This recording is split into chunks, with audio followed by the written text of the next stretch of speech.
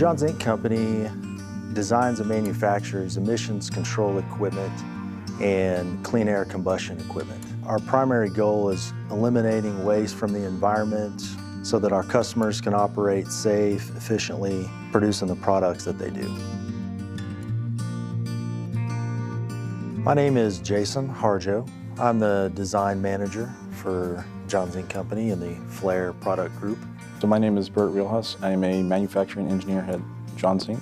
I'm Paul Newman. I'm the general manager for John Zink Hamworthy over in the Poole office in the UK. We're always looking for better ways to serve our customers, to help them serve their customers. In order to get where we wanted to go, we need to do something different. We need to reduce the amount of restrictions we had on how we manufacture things. When you look at our manufacturing environment, it's more of an engineer-to-order environment in that we're not making a bunch of widgets, thousands of widgets per day.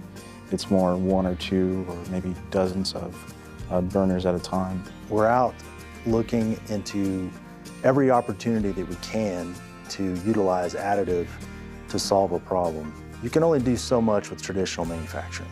And additive opens up a whole new door for new designs where you have internal pathways to certain parts, where you can get more efficient mixing of maybe fuel and steam as in an atomizer.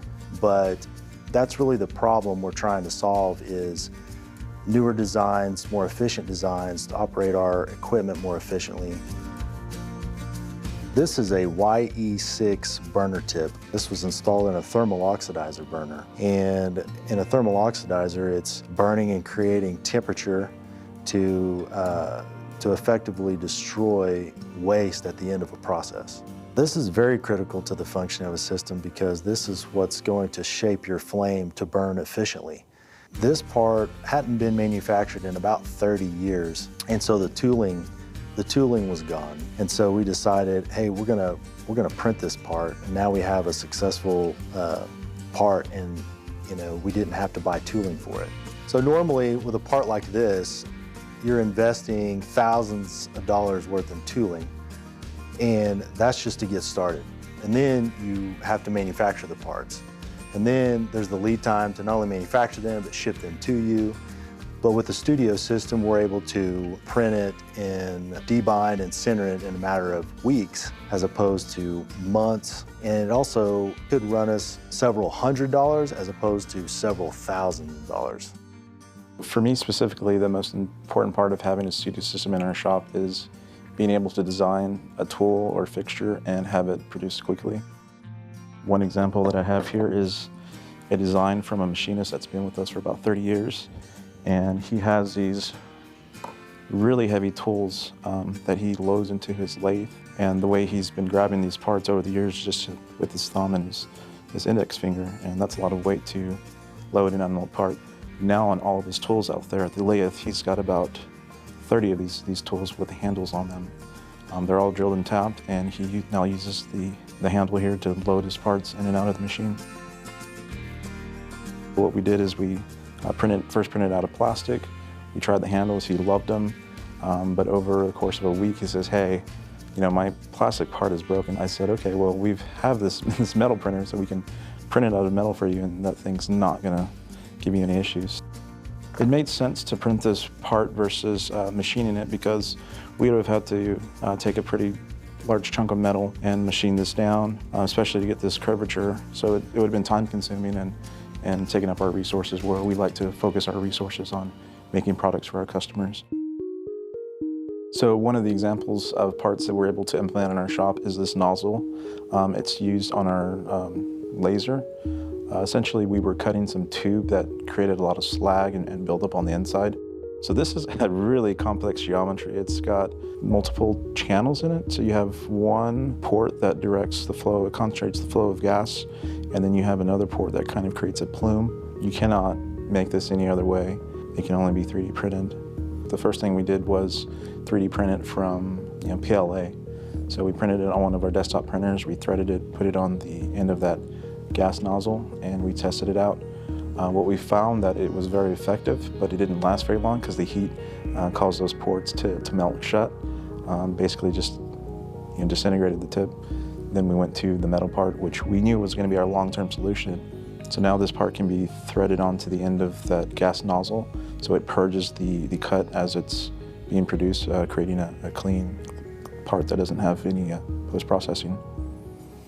We were always pushed and pushed and pushed to try and reduce the amount of fuel we were burning. So we were looking at how we could improve this, and one of the things that we found out was if we could improve the mixing of fuel and air, we can reduce the amount of fuel we burnt. If we could create some other form of mixing, using the atomizer, for example, that would create a lower flow of fuel oil, which is what we were targeting. This is a conventional atomizer. The concept is that you've got steam going into the middle and oil around the outside, and there's a mixing port that you end up with an atomized fuel oil.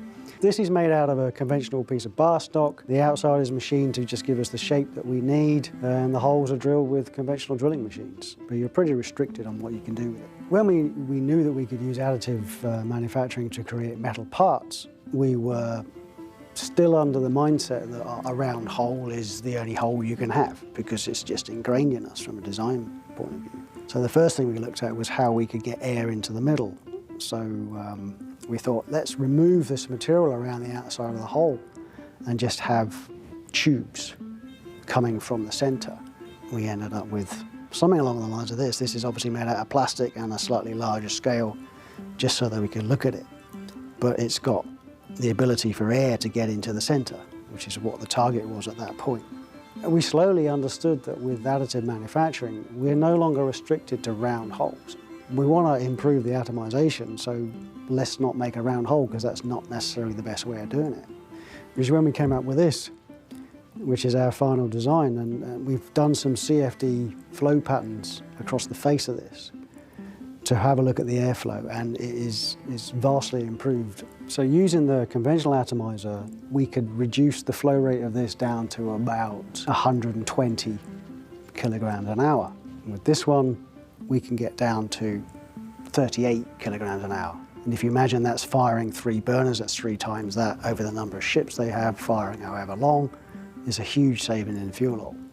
When you're looking at the use of additive manufacturing in the process that we were looking to achieve here, the prototyping gave us the chance of testing things very, very quickly, so that was an advantage. But the biggest advantage was simply the fact that we were no longer restricted to this simple round holes at certain angles.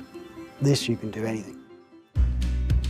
Desktop Metal has a system that has a very low-cost entry point into the technology. I think one of the biggest benefits for us in working with the Studio system is that it did not require a lot of PPE. Because of the fact you're not dealing with any free, powder metals, that it makes the process really safe and easy to work with. Preparing the facility there's no real cost there.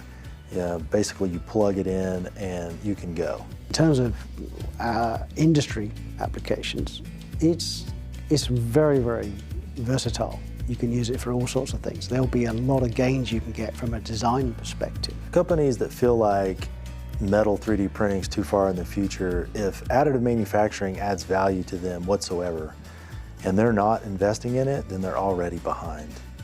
The limits of additive manufacturing are only what you can think of creatively, right? So anything that you can think of, you can pretty much print. Without additive manufacturing, there's no way we'd be where we are now.